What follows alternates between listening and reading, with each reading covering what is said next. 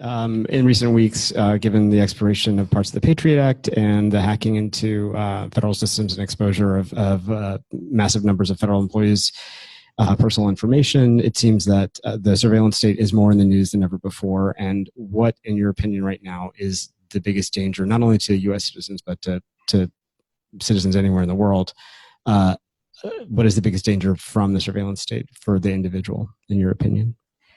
Conformity. That doesn't sound like it's that big a problem to many people, but actually it's a serious, serious problem. Now, I give you some examples.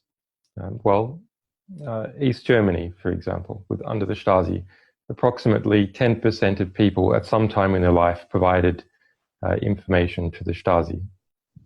And that produced an extremely conformist atmosphere where people learnt to lie about their interests and intentions from a young age, even to themselves.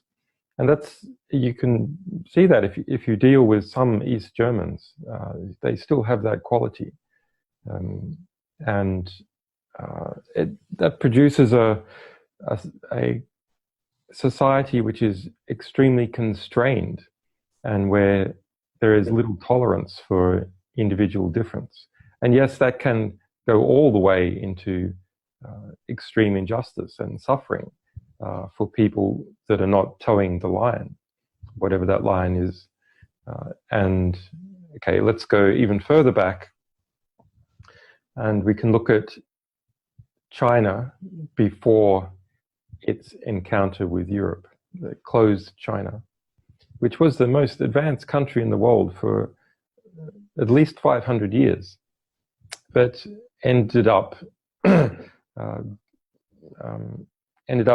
forming into a stasis because it didn't have proper contact with the outside world. It ended up having essentially one culture, and that culture produced a rigid system of conformity, Confucianism, that stopped its progress. And by progress, I don't simply mean, becoming more efficient in economic terms, or discovering nastier types of weapons.